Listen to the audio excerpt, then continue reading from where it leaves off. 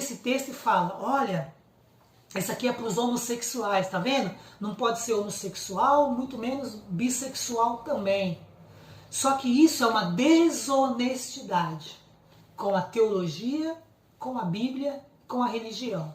Assim como era desonesto pegar Sodoma e falar que Sodoma era falando a respeito dos homossexuais. Para você ter ideia, eu esqueci de falar isso. Somente em 1400, século XV, que foi usado a palavra Sodoma, né, em Romanos aqui. Perdão, lá em Coríntios, que eu vou falar daqui a pouco. Porque, baseando nesse texto. Então, voltando ao capítulo 1 de Romanos, se você conhece um pouco de história, quem era contemporâneo do apóstolo Paulo de imperador? Era Nero. Quem era antes? Calígula. Se você assistiu o filme Calígula, eu não consegui terminar de assistir o filme. É muito chocante.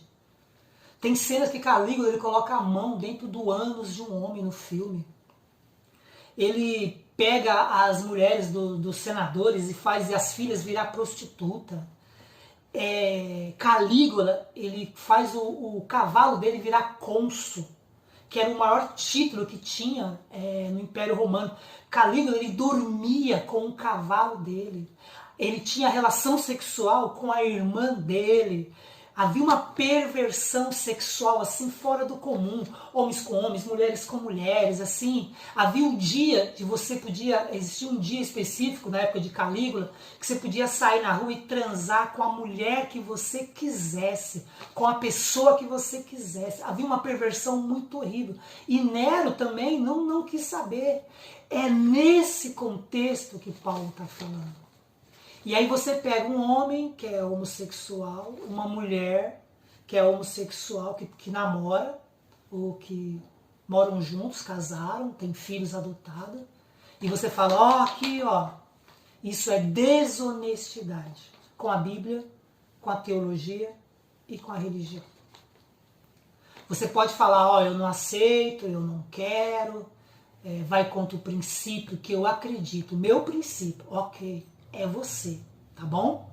Mas você não pode ser desonesto usando Romanos 1. Ah, mas como o texto fala aqui, ó, não pode mudar o uso natural, eles mudaram o uso natural, homem se relacionando com homem, mulher com mulher. Hoje eu sou celibatário, eu não tenho relação sexual, eu vivo pro Evangelho. Aqui é o meu cantinho da oração, tá aqui a minha Bíblia, tá aqui um óleo de unção, tá aqui o candelabro, tá aqui tudo que meus princípios que eu sigo, que eu oro. Aqui todos os dias, eu oro 1 hora de manhã, eu oro 1 hora tarde, 1 hora à noite. Eu quis fazer esse vídeo aqui porque eu estou falando de honestidade. Então, aqui é meu canto da oração. Aqui é a minha cama, aqui é o sofá. Minha mãe dormia aqui, minha mãe ficou traumatizada com o coronavírus e ficava dormindo no sofá toda noite. Meu irmão ficou irritado, pegou a cama dela, era uma cama box, e colocou lá na sala e pegou o sofá onde ela dormia e colocou aqui. Mas minha mãe que dormia aqui e eu dormia aqui e meu irmão dormia no outro quarto. A casa aqui tem 2 quartos, sala e cozinha, uma casa normal. Então, você não pode ser desonesto. Então, eu sou celibatário, mas a minha identificação, o meu natural é heterossexual. Eu nunca tive um desejo homossexual. Por mais que eu não tenha relação sexual hoje, o meu natural é heterossexual. O que Paulo está dizendo aqui, o apóstolo Paulo, você é heterossexual, mas a tua perversão sexual é tão grande que você não quer saber se é mulher, se é homem. Você quer se perverter sexualmente. Né? Eles comiam, tal, não queriam saber. É isso que o apóstolo Paulo está falando. Na Bíblia de Jerusalém, lembra que eu falei que a minha base é a teologia crítica histórica? E a Bíblia de Jerusalém, ela fala esse texto, eles comparam esse texto com o mesmo texto de Êxodo, onde quando Moisés sobe no monte para orar a Deus, para Deus dar as tábuas da lei, os 10 mandamentos, e aí Moisés demora muito, eles fazem 2 bezerros de ouro e começam ali a adorar aqueles bezerros de ouro e se prostituírem também, a se perverterem sexualmente. E aí a Bíblia de Jerusalém compara o mesmo texto de Romanos com o mesmo texto de Êxodo. E os teólogos da Universidade de Harvard, a primeira universidade do mundo, lá acho que eu não lembro o século que é, mas é a primeira universidade. Os teólogos são teólogos muito sérios. No comentário eles falam, não é honesto dizer que essa passagem se refere a homossexuais. Tanto essa e tanto a de Coríntios, que é a próxima que eu vou falar, que Paulo fala dos sodomitas e dos efeminados. Então, esse texto de Romanos você não pode falar que é para um homossexual que vive com um homem, tem um relacionamento, mora junto, é casado, com uma mulher que namora ou mora junto e é casado. Você não pode usar esse texto. É desonesto com a Bíblia, com a teologia e com a religião. O que você pensa eu não posso mudar. A forma de pensar, de sentir é sua. Isso eu não posso mudar.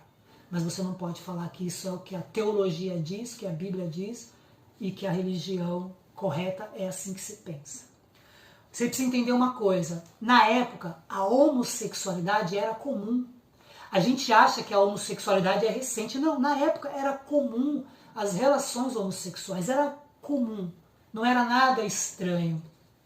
E para você ter ideia, né, o que existia na Grécia? Os pederastas. E pederasta, olha que loucura que eu vou te dizer. Na época era uma forma como se fosse pedagógica. Era um homem velho, mais velho, não que fosse um homem velho, era um homem mais velho, que ele pegava um jovem para ensinar, como se fosse um adolescente. Ele ia ensinar tudo para esse jovem. Comportamento humano, filosofia, ensinar tudo. Inclusive sexo. Esse homem mais velho, esse pederasta, que era comum na Grécia, não era absurdo, não era escondido, era como se fosse hoje uma pedagogia, era comum, ele também ensinava esse jovem a ter relação sexual. Então esse homem mais velho tinha relação sexual, ele ativo, e aquele jovem passivo com aquele jovem. Ensinava filosofia, ensinava sobre a vida, ensinava sobre tudo, e ensinava sexo. Isso era comum na Grécia. Hoje seria absurdo, seria um crime, seria tratado, mas na Grécia era comum.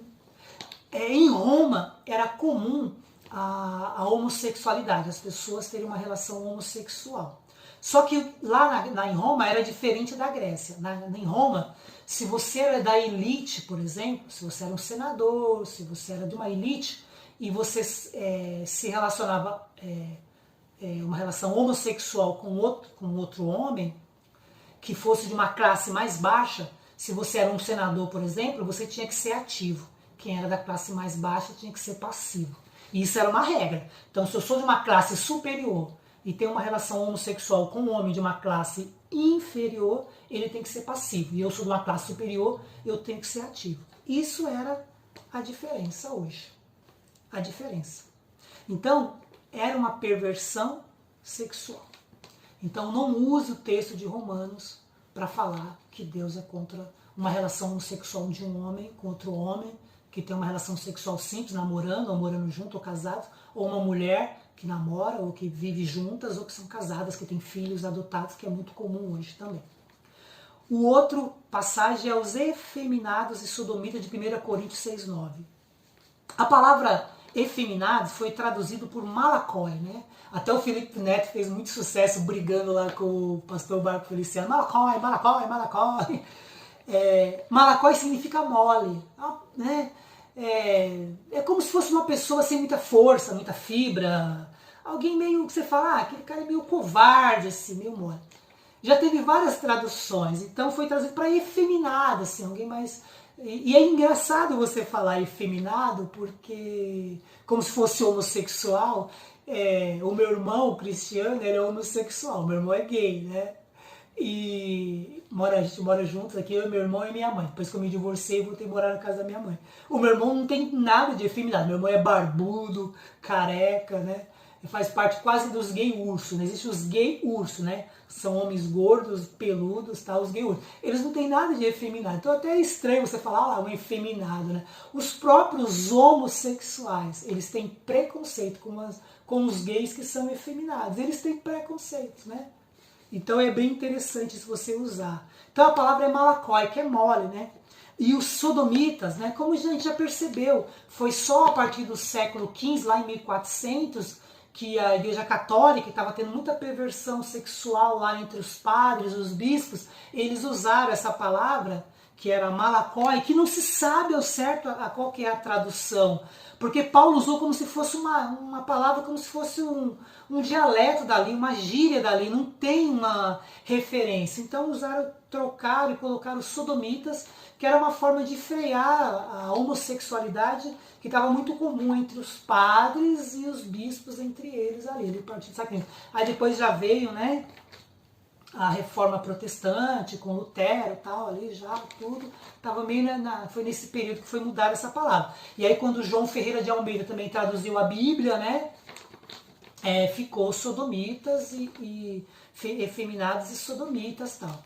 Mas os próprios teólogos de Harvard, Harvard não, da Universidade a Bíblia, né, comentada oh meu Deus, a faculdade que eu falei aqui, Oxford, os próprios comentários, a tradução da Bíblia deles também está efeminados e sodomitas, mas eles falam, essa tradução não é honesta, não é correta, né?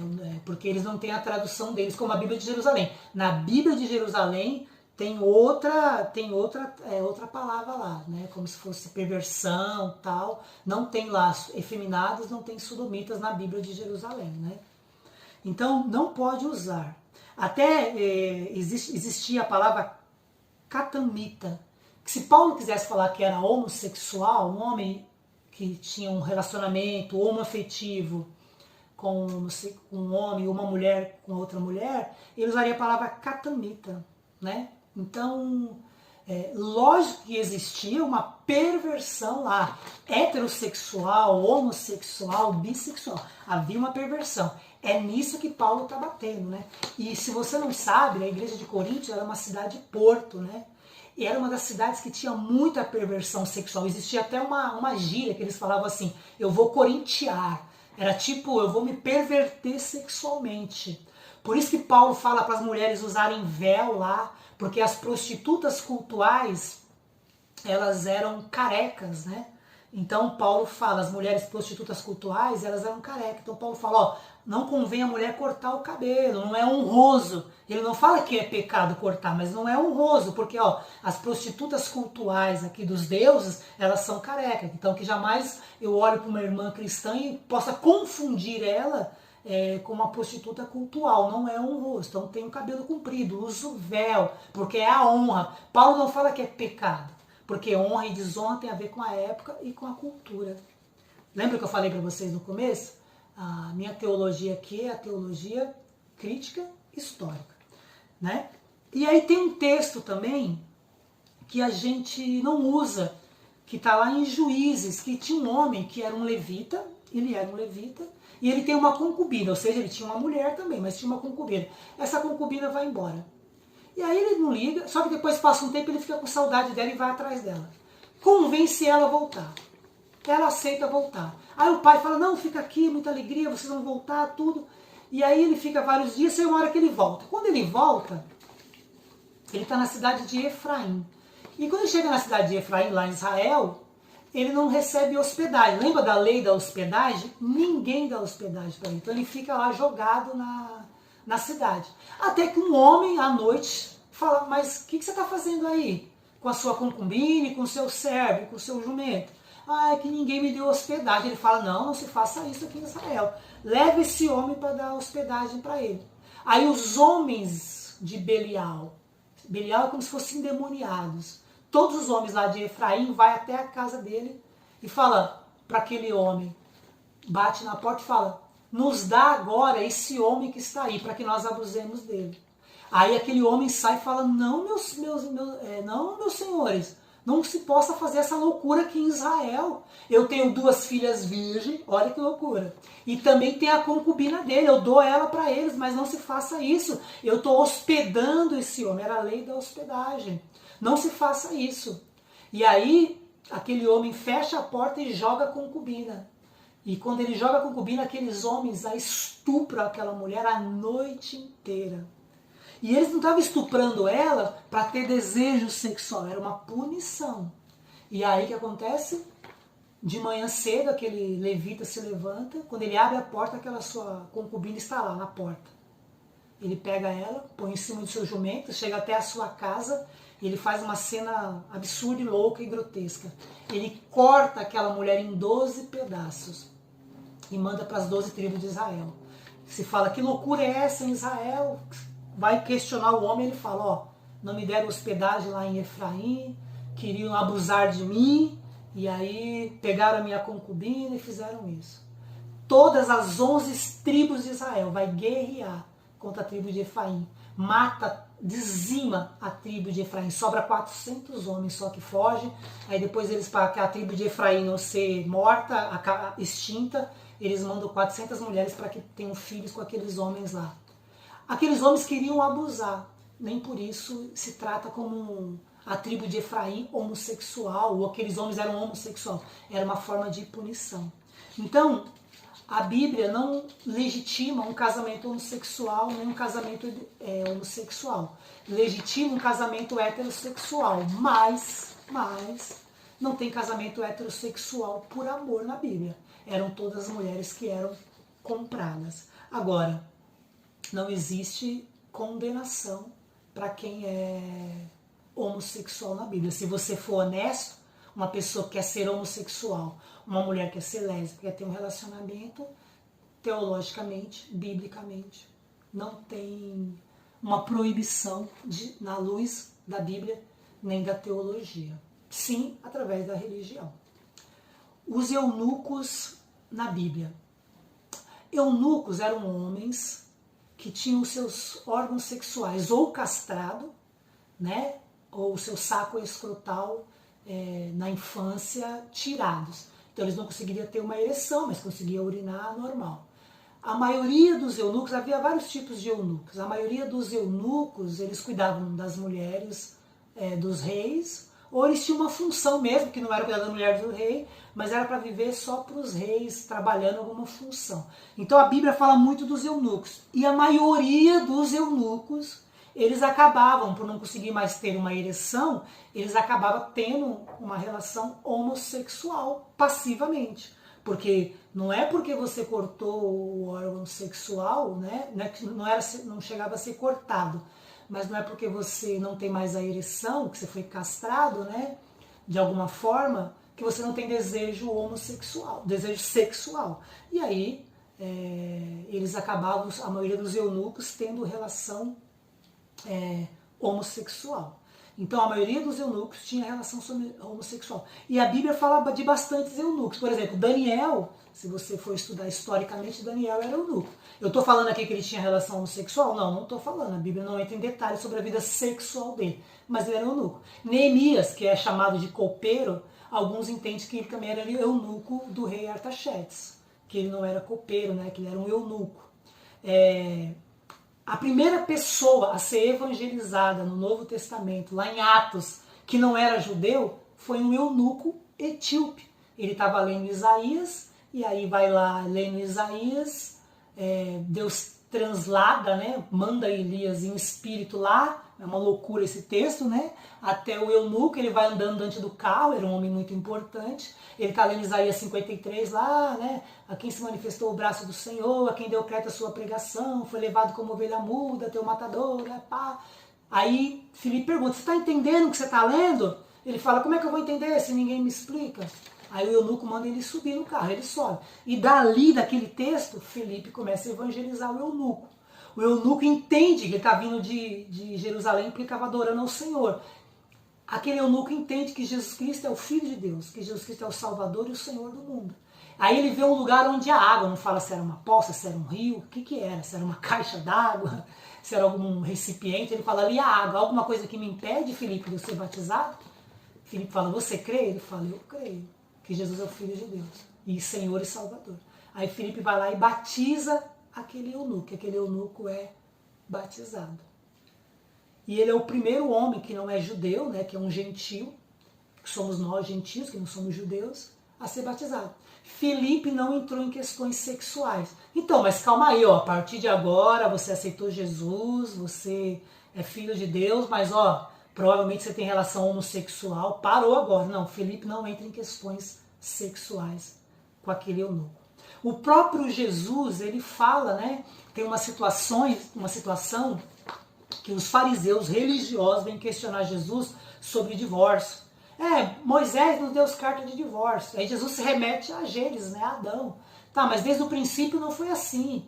Deus fez homem e mulher, tal, não sei o quê. Desde o princípio é para viver juntos, tal, em amor. E aí Jesus fala, quem casa que não se separe. Bem duro, né? E aí Pedro fala, então é melhor que não que case. Aí Jesus vai e coloca os eunucos. Ele fala, ó, Pedro, alguns nascem eunucos. Outros se tornam eunucos pelos homens e outros se tornam eunucos pelo reino de Deus. Você acha que Jesus Cristo não sabia que os eunucos eles tinham relações homossexuais, a maioria deles? Isso é história, tá, irmão? Não é invenção da minha cabeça. Quando você vai estudar história, você sabe que os eunucos, a maioria, tinham relações homossexuais. Uns já eram até efeminados mesmo, tal.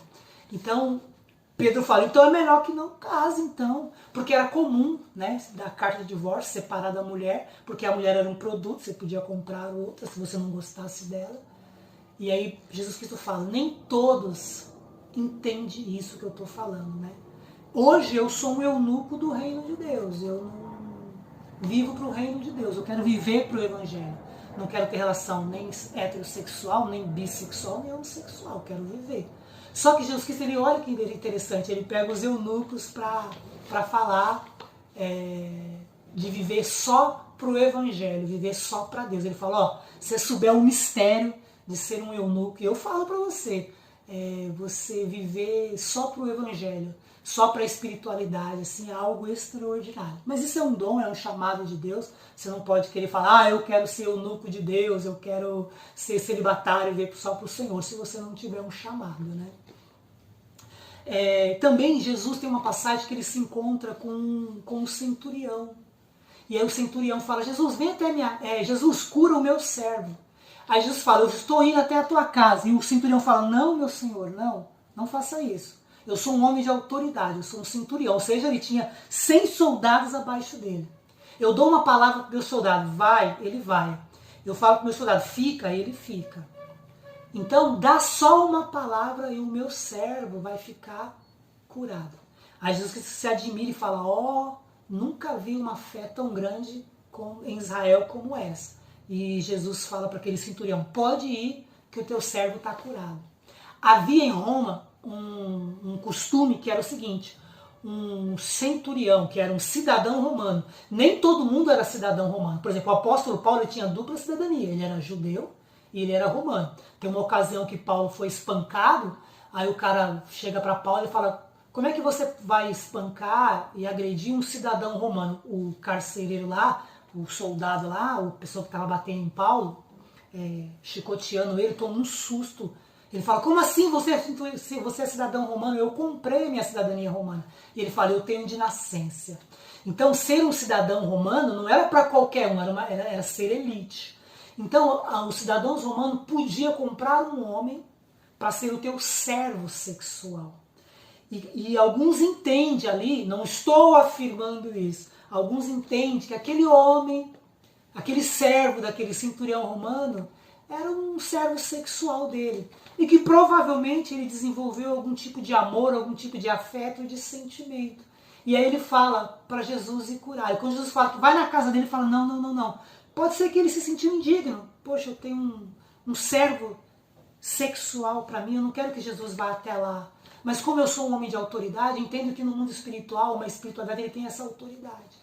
Você acha que Jesus Cristo não desconfiava ou não sabia que aquele centurião romano, aquele servo, podia ser um servo sexual dele? Então, há muitas passagens que falam, né?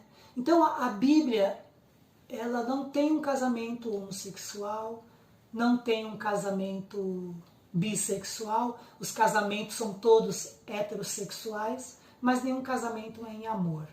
a não ser o de Jacó lá, mas teve que trabalhar 14 anos, 7 por Raquel, mais 7 por Lia.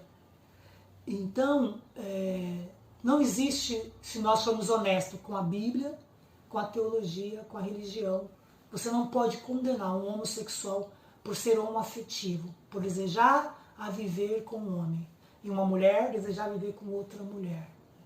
O que você pode condenar, e a Bíblia ela condena, ela não legitima, se você se identifica com a fé cristã, se você não se identifica com a fé cristã, você é livre para fazer o que você quiser com a tua vida. Mas se você se identifica com a fé cristã, a Bíblia, a teologia, a religião não legitima você ter uma perversão sexual. Mesmo que você seja heterossexual, bissexual ou homossexual. A Bíblia não legitima e condena você ser pervertido sexualmente, tanto como hétero, como homossexual ou como bissexual. Mas se você quiser ser heteroafetivo, homoafetivo, bissexual afetivo, teologicamente, biblicamente, e se formos honestos, não formos desonestos, não há nenhum tipo de condenação. Agora, eu vou falar a minha experiência. Lembra que eu falei sempre aqui sobre honestidade? Eu vou falar sobre a minha experiência com a homossexualidade de pessoas que eu ministrei, homossexual, bissexual. Eu trabalho com cura interior. O que é cura interior? É uma psicanálise que vai mexer com feridas da alma, só que é uma psicanálise espiritual. De uma forma, grosso modo falando, é isso. Então eu já ministrei pessoas que tinham situações bissexual e homossexual. Quando eu vou ministrar cura interior, quando eu vou lidar com traumas, com feridas das pessoas, a pessoa chega para mim e fala, eu tenho depressão, eu tenho transtorno bipolar, eu sou homoafetiva, homossexual. Eu não quero saber se você tem depressão, se você tem transtorno bipolar, se você é homossexual, bissexual, heterossexual. Eu não quero saber. Eu vou lidar com as suas feridas, tratar as suas feridas e te curar através do poder do Espírito Santo que a cura interior faz. É isso que eu faço. Eu tenho depressão, não quero saber.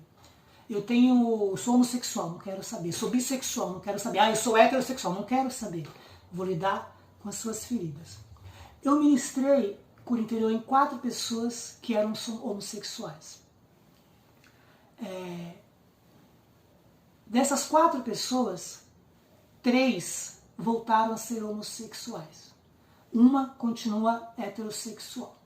Eu podia contar a história aqui, mas vai ficar muito longa. Uma dessas pessoas era um jovem que eu ministrei. Ele manifestou 56 demônios. De várias situações. Ele sofreu abuso do próprio pai, tal, não sei o quê. E ele tinha uma homossexualidade.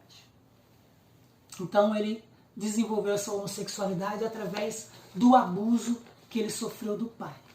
Se você lê Freud, se você estudou um pouco de psicanálise, tudo que nós somos, desejos, sentimentos, afetos, você desenvolveu até os teus 7, 8 anos.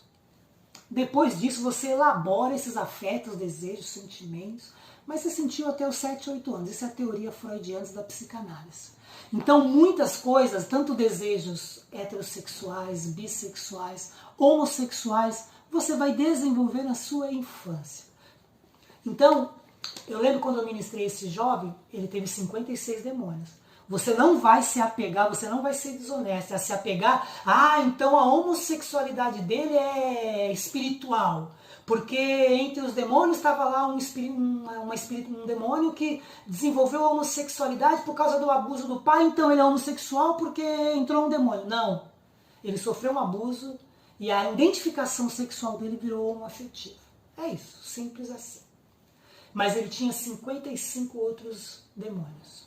Eu falei sobre honestidade e não ser desonesto, teologicamente, com a Bíblia e com a religião. Então essa é a minha experiência. Isso é uma regra? Não, isso é uma exceção.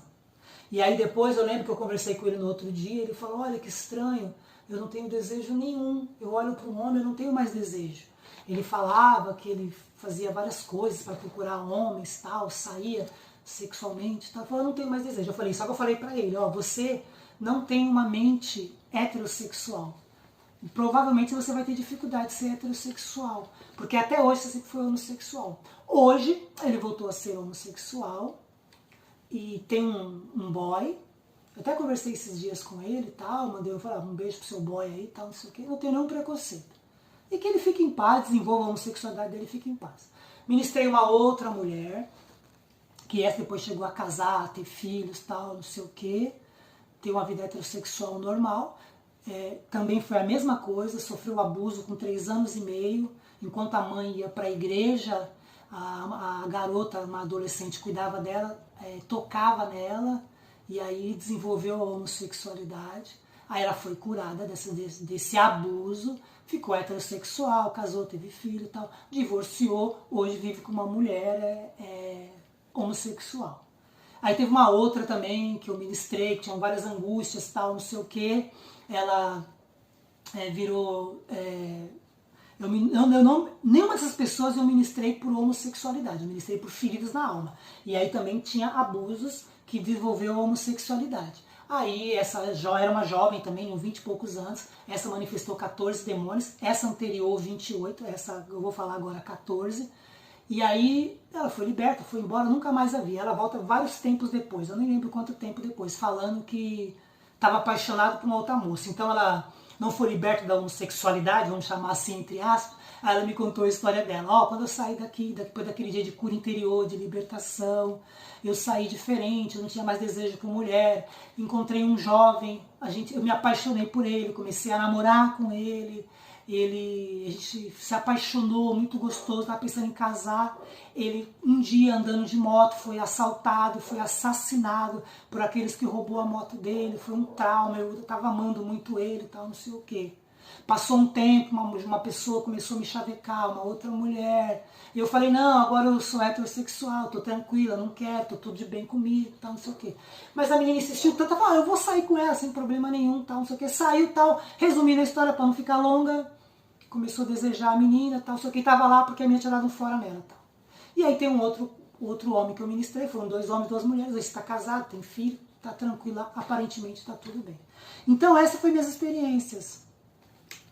É muito comum, né, se você vai na prisão, por exemplo, se você vai na prisão feminina, todas as mulheres viram lésbicas lá, porque na prisão feminina, normalmente as mulheres não recebem visita nem dos pais, nem dos filhos, nem dos irmãos, muito menos dos maridos, e elas ficam, enquanto estão presas, 100% homossexual. Isso é um testemunho do Dr. Drauzio Varela, né? Na prisão masculina é diferente. O cara que tem poder na prisão, ele pega um cara mais fraquinho lá, que não tem poder, para ser a mulherzinha dele, entre aspas, né? Fala pra esse cara que tá preso que ele transa com um cara ativamente, que ele é viado, que ele é gay. Ele vai pra cima de você. Porque na cultura da pessoa que tá presa, não, se eu tô sendo ativo, eu não sou gay, né? Então as pessoas entendem assim, desejo e excitação é diferente. O que é desejo? Desejo é você, um homem heterossexual, olhar para uma mulher e ter desejo, porque você achou os seios dela bonito, o bumbum dela bonito. Você é homossexual, homem, olha para um homem, você olha para ele e deseja ele, porque você é homossexual. Você é bissexual, você deseja uma mulher ou um homem, tanto faz, que você acha bonito, que tem um corpo bonito que te atrai. Agora, o desejo é diferente da excitação. Você é heterossexual. Um dia lá você está dormindo, aí você percebe de madrugada alguém mexendo no seu órgão sexual. Você vai ter uma excitação, seu pênis vai ficar ereto. Você é uma mulher, está dormindo, uma mulher vai e mexe no seu clitóris. Você vai ter uma excitação, você vai acordar e perceber que você está excitada. Você é homossexual? Não. Mas você teve uma excitação porque o corpo responde. É o que acontece com uma criança. A criança ela é abusada, por quê? Porque um adulto vai lá, toca nela, o corpo dela responde, ela tem aquele prazer, que Freud chama período da latência, né? Que não era para desenvolver a sexualidade, mas a latência é o quê? É um desejo que está escondido lá, que está oculto. Então você está lá, ele vem para fora. Por isso, quando você fica adulto, você foi abusado, você fica muito angustiado, triste, deprimido, você fala, meu Deus, eu antecipei uma fase que não era para antecipar. Então é o desejo, né? Já se sabe hoje, todo pedófilo, ele foi abusado na infância. Você entende o poder que tem do que acontece na nossa infância, refletir na nossa vida adulta? É Grande descoberta de Freud, do inconsciente, do subconsciente da psicanálise. Tudo que a gente passou na infância vai desenvolver de alguma forma na vida adulta. Nem toda pessoa abusada vai virar pedófila, mas toda pessoa que é pedófila foi abusada. Pedofilia não é crime. Crime é você cometer uma pedofilia. Ah, eu sou pedófilo, eu olho para uma criança, eu tenho excitação. Isso não é crime. É loucura dizer isso, né? Não é crime. Agora eu vou lá e toquei numa criança. Pedofilia é um crime, você vai cumprir todos os crimes de abuso sexual que a lei fala, né? A gente tem as pessoas masoquistas, né? Sadomasoquista, a pessoa tem um prazer de sentir dor, a pessoa tem um prazer sexual de fazer o outro sentir dor. Isso de alguma forma foi desenvolvido na infância, alguma coisa aconteceu, alguma agressividade que recebeu e foi, né? Tem até o Jung, que é um também contemporâneo de Freud, eles fizeram junto a psicanálise, no caso dele a psicanálise analítica, ele está atendendo uma paciente, ele bate assim numa blusa, a paciente começa a se excitar. E aí ele olha assustado, ela apanhava do pai e tal, uma coisa assim. Depois Jung tem uma relação sexual com essa paciente, né? Não tinha muita ética ali, e ela gostava de apanhar, tal, não sei o que. Foi tudo desenvolvido na infância, né? Havia 3 situações de homossexualidade antiga, né? Nas guerras, nas prisões, nos navios que se ficava muito tempo, né? Então, tem um estudo da super interessante também dizendo, né, que não tem gene homossexual, não tem gene heterossexual nem bissexual. É um monte de fatores complexos que vai desenvolver a sexualidade, tanto bissexual, heterossexual. Tem um estudo que fala também que 8%, no máximo 10 pessoas são homossexuais, 50%, 48% são heterossexuais, ou seja, não tem nenhum tipo de desejo pelo sexo oposto. E sobra aí quase 50% que varia entre bissexual. Existem tantas pessoas bissexuais hoje, a gente não fala muito, né? Até os próprios homossexuais não gostam muito dos bissexuais, porque eles conseguem se camuflar, né? Entre os héteros e tal. Então, eu sou celibatário, mas eu recebi esse dom de Deus. Mas me identifico com a heterossexualidade. Agora, eu fui influenciada ao meu celibatário com 2 divórcios, não tem como eu negar isso. Passei por 2 divórcios, não tem como eu negar. Né? Então, assim, para nós encerrarmos, se é heterossexual, se é bissexual, se é homossexual, vai pela tua consciência. Lê Romanos 14. Paulo fala da consciência. Lê Romanos 14. Quem é você no reino de Deus? Se você se vê como heterossexual, seja heterossexual. Se você se vê como homossexual, seja homossexual. Se você se vê como bissexual, seja bissexual. E fique em paz com a sua consciência. Deus te abençoe.